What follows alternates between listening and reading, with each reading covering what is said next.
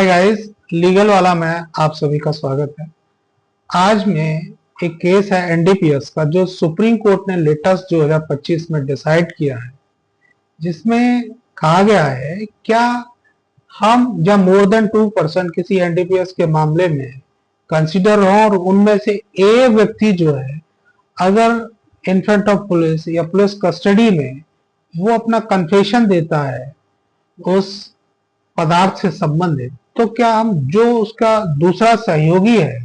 या दूसरा जो अक्यूज है उसके खिलाफ हमें प्रॉपर ट्रायल जो है न्यायालय में चलाया जा सकता है या नहीं चलाया जा सकता है, इसके संबंध में मैं डिटेल से इस वीडियो में डिस्कस करूंगा। तो प्लीज मेरी वीडियो को आप बीच में स्किप ना करें और वीडियो के अंत तक आप बने रहें, जिससे मेरे बताए वो लीगल फैक्ट जो है वो प्रॉपर तरीके से आपको समझ आ सके। मैं बताना चाहूंगा कि जहां किसी इस तरह का कोई पदार्थ, नशीला पदार्थ किन्हीं व्यक्तियों से बरामद होता है तो उसमें जनरल पब्लिक का कोई भी कंप्लेनेंट नहीं होता। अक्सर जो है पुलिस वाले ही उसमें कंप्लेनेंट होते हैं और वो अपने मन माफिक किसी भी व्यक्ति पर किसी भी मात्रा में कोई भी पदार्थ दिखा सकते हैं। और जनरली देखा जाता है कि जब उनसे इस तरह के मादक पदार्थ का कहीं से रिकवरी होती है, उनको पोजीशन से मिलता है, तो जनरली देखा जाता है कि वहां पब्लिक विटनेस भी बहुत कम मिलते हैं, क्योंकि इस तरह के एक्यूज जो होते हैं, इस तरह के जो लोग हैं, उनके खिलाफ जो है कोई गवाही नहीं देना चाहता और अननेसेसरी वो कोर्ट में आना नहीं चाहता कि मैं अपना कीमती समय जो है कोर्ट में व्यर्थ करूं और गवाही भी नहीं देना चाहता। दोनों चीजें यहाँ पुलिस जो है अपने मनमाफिक कितना पदार्थ उनसे मिला कितना नहीं मिला वो सारी कंडीशंस जो हैं वो खुद ही डिटरमाइन करते हैं और कोर्ट के समक्ष भी इसी आधार पर वो अपनी जो फाइनल रिपोर्ट है वो पेश करते हैं।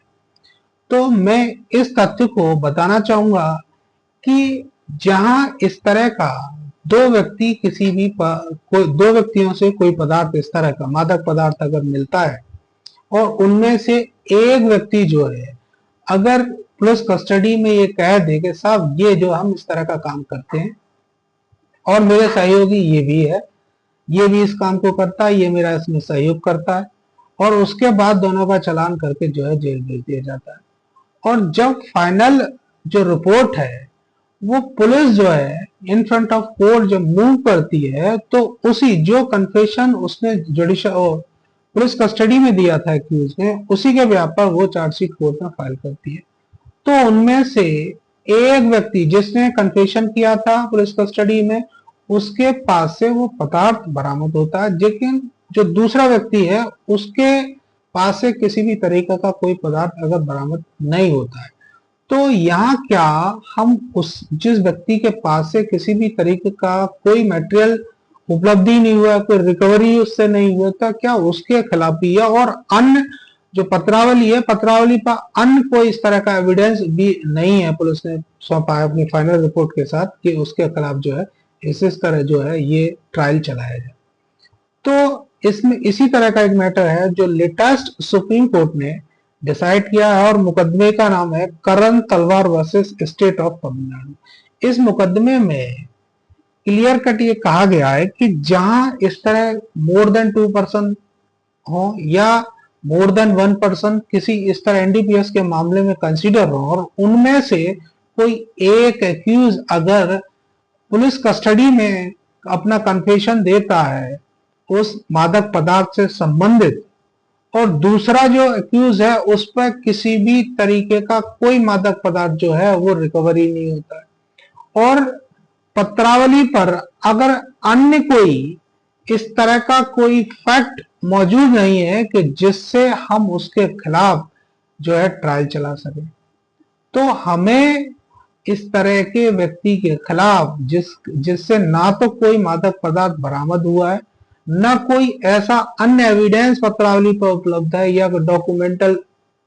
कोई एविडेंस जो ऐसा नहीं है कि जिसके बिहाफ पर हम जो है उसके खिलाफ जो है ट्रायल न्यायालय में चलाया जा सके और उसके कीमती समय को बर्बाद करें।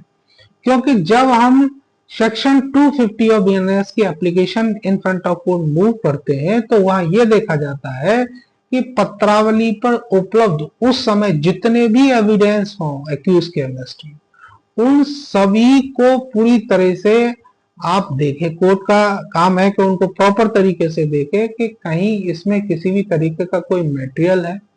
कोई फैक्ट है, कोई इस तरह का विटनेस है जो इस तरह की किसी ने गवाही दी हो कि भाई इनके पास से जब इन्होंने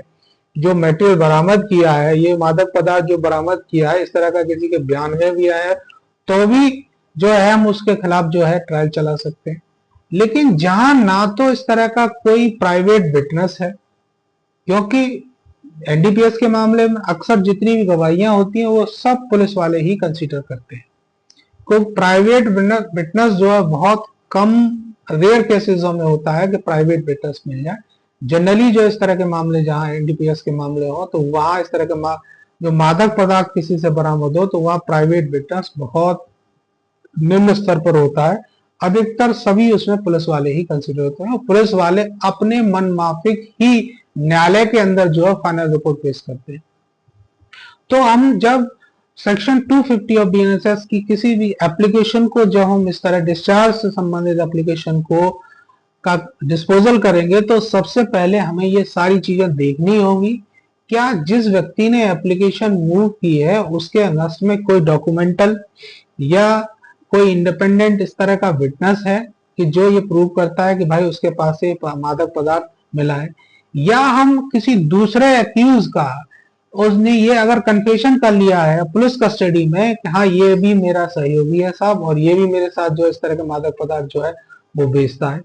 तो क्या कोर्ट को उसके जो कन्फेशन है उस पर पूर्ण विश्वास कर लेना चाहिए? क्योंकि सुप्रीम कोर्ट ने क्लियर कट कहा है कि जहां मोर देन वन एक्यूज हो या more than two accused consider हो, उनमें से कोई एक व्यक्ति जो है उन सभी को इन्वॉल्व करते हुए और अपने को भी उस ऑकरेंस में इन्वॉल्व करते हुए इस तरह का कोई कन्फेशन देता है, तो वो जो कन्फेशन है जो पुलिस कस्टडी में दिया गया है वो मेंटेबल ही नहीं है, क्योंकि उसने जो कन्फेशन दिया है वो पुलिस कस्टडी में दिया है। अब किस कंडीशन पे दिया हो उस पर भी विश्वास नहीं किया जा सकता है। और अगर उसने इस तरह के ऑकरेंस को करने के लिए कंसेंट किया है कि साहब मैं इसमें सम्मिलित था, मैं भी इस काम को करता हूं, तो ये भी करते, तो उस सारी चीजों को नहीं माना जा सकता। सिर्फ उसने स्वयं के लिए अगर कुछ कहा है तो उस चीज पर विश्वास किया जा सकता है, लेकिन दूसरे एक्यूज के लिए अगर इस तरह के शब्दों का इस्तेमाल किया कि सर ये भी मेरे साथ जो है कंसीडर है और ये भी मेरे साथ पार्टनर है, ये भी इस चीज को मेरे साथ कराते हैं, तो उस पर विश्वास नहीं किया जा सकता। सिर्फ उसके स्वयं से संबंधित अगर तथ्य कोई उसने वर्णित किए हैं या इस तरह का कोई कन्फेशन दिया, सिर्फ उसी को माना जा सकता है। लेकिन यहाँ जो है वो इन फ्रंट ऑफ कोर्ट उसने कन्फेशन नहीं किया, वो पुलिस कस्टडी में किया है, और पुलिस कस्टडी में वो किस हालात में था ये भी हम इसमें कोई वर्णन नहीं देखने को मिलता है पत्रावली में। इसलिए हम जो ये दूसरा जो व्यक्ति है जो बिल्कुल इनोसेंट है, जिसके खिलाफ ना तो पत्रावली पर कोई एविडेंस है, ना उससे इस तरह का कोई मादक पदार्थ रिकवर हुआ है,